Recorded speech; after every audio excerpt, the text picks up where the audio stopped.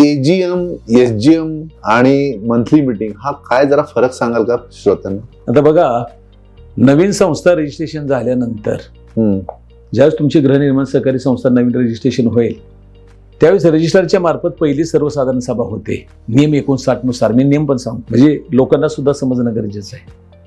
हे त्या संस्थेच्या जीवनामध्ये एकदाच होते 59 नियमानुसार. सोसायटी रजिस्ट्रेशन झाल्यानंतर म्हणजे संस्थेच्या जीवनामध्ये 4 सभा येतात.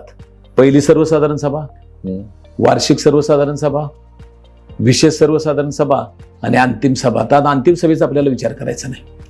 आता ही पहिली सर्वसाधारण सभा ही एकदाच येते संस्थेच्या जीवनामध्ये आणि वार्षिक सर्वसाधारण सभा ही दरवर्षी येत असते.